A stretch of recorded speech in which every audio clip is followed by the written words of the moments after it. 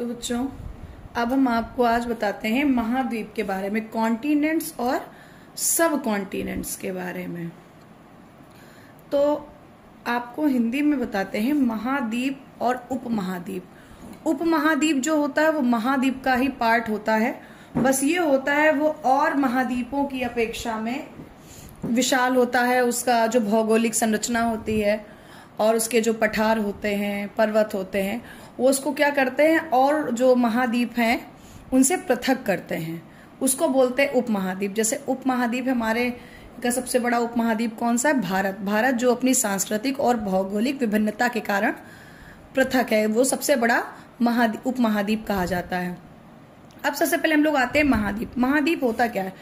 महाद्वीप पृथ्वी के विशाल भूखंड, मतलब पृथ्वी का जो जहां पर पानी नहीं है, सूखा जो वाला क्षेत्र है, पृथ्वी के विशाल भूखंड जो समुद्र से पृथक होते हैं, मतलब वहां पर समुद्र से बिल्कुल अलग पार्ट, जहां पर जीवन या जो भी मतलब जहां पर जो सभ्यता संस्कृति जो भी है वो पाई जाती है, विविध प्रकार की सभ्यता और संस्कृति पाई जाती। तो हमारी जो पृथ्वी में कितने कॉन्टिनेंट्स हैं?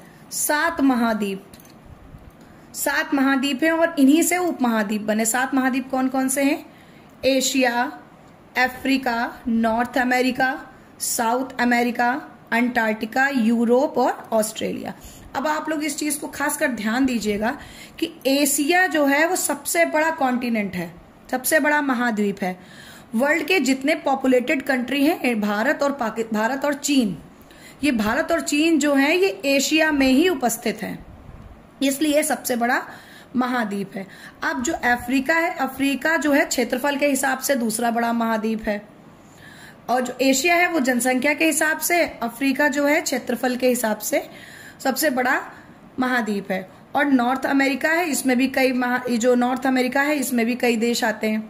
साउथ अमेरिका भी महाद्वीप है, इसमें भी कई देश। अंटार्कटिका ऐसा महाद्वीप है जो पूरी तरीके से बर्फ से ढका हुआ है।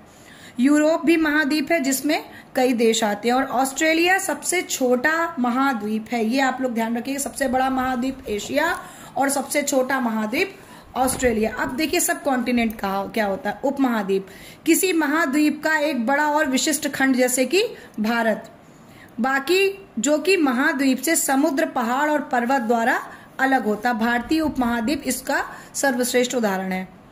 भारतीय उपमहाद्वीप में कौन कौन से देश आते हैं? भारत, पाकिस्तान, बांग्लादेश, नेपाल, भूटान और कभी कभी श्रीलंका और अफगानिस्तान भी शामिल है। पहले भौगोलिक नक्शे में अफगानिस्तान और पाकिस्तान भारत के साथ ही शामिल थे, बाद में बंटवारे के बाद ये